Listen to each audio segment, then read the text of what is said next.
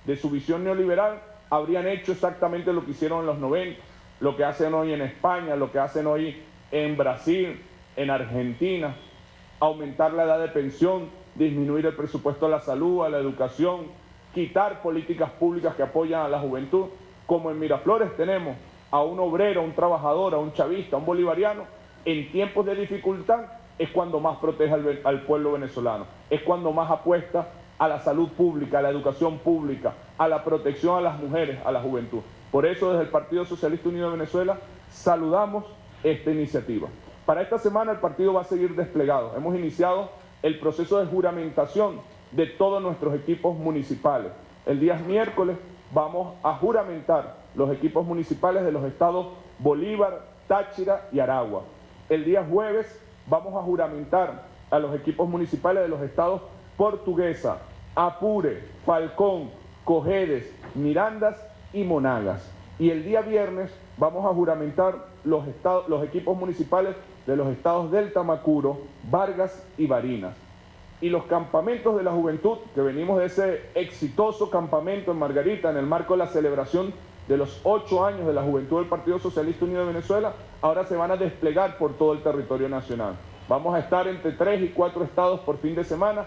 Arrancamos este fin de semana con los estados Vargas, Caracas y Miranda, donde vamos a tener campamentos juveniles para la formación, para la recreación, para el encuentro y la generación de espíritu y de cuerpo de todos esos militantes que tienen responsabilidades en la juventud del partido. A nuestra juventud, nuestra felicitación, nuestra salutación y nuestro acompañamiento desde la dirección del partido.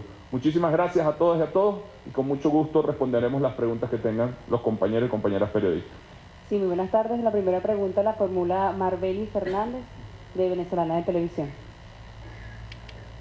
Buenas tardes. Buenas tardes, Marbeli. Quisiera saber qué opinión le merece que en esta oportunidad el presidente de la República consulte el presupuesto para la Nación del año 2017 al Tribunal Supremo de Justicia y no a la Asamblea por estar en desacato. Bueno, como tú sabes, saben todos los periodistas y el pueblo venezolano, la Asamblea Nacional se encuentra en una situación de desacato constitucional. La misma Asamblea Nacional ha dicho que ella no va a acatar las sentencias del Tribunal Supremo de Justicia. Por lo tanto, pues entra en una situación de ilegalidad la Asamblea Nacional. Es triste, es lamentable. La Asamblea Nacional, la Mesa de la Unidad, tuvo una gran oportunidad para el país. El 6 de diciembre obtuvieron un triunfo que las fuerzas revolucionarias, que las fuerzas chavistas, inmediatamente reconocimos, como es natural en las fuerzas chavistas. El 5 de enero arrancó muy mal el periodo legislativo. Arrancaron ya con un discurso grosero, con un discurso agresivo, con un discurso de desconocimiento de todo el Estado de Derecho, diciendo, y se ha convertido la Asamblea Nacional en un poder problemático, conflictivo, que está en conflicto con el poder electoral, que está en conflicto con el poder moral, que está en conflicto con el poder judicial, que está en conflicto con el poder ejecutivo, que está en conflicto con el poder popular, que está en conflicto con el poder militar. Han puesto la oposición en su cabeza a dirigirlo a los sectores más irracionales de la política. Y eso los ha ido colocando en una situación ajena al Estado de Derecho. Los ha ido colocando en una situación de ilegalidad, de inconstitucionalidad. Es decir, ninguno de los actos que hoy en día pueda realizar el Poder Legislativo tienen ningún grado de validez jurídica por culpa de los mismos errores de quienes dirigen ese poder. En este momento que estamos atravesando, un momento de dificultad sin duda alguna, sería bueno tener una Asamblea Nacional que convocara a todos los sectores. Por el contrario, se ha convertido en una Asamblea Nacional que ofende, una Asamblea Nacional que no ayuda, que no colabora y que trata de frenar al país y además que no reconoce. Nosotros siempre ponemos un ejemplo. La sentencia del Tribunal Supremo de Justicia que declaró que en Venezuela no hubo golpe de Estado en el 2002, sino que había un grupo de militares preñados de buenas intenciones, fue una sentencia que a los chavistas no nos gustó. No estábamos de acuerdo con ella,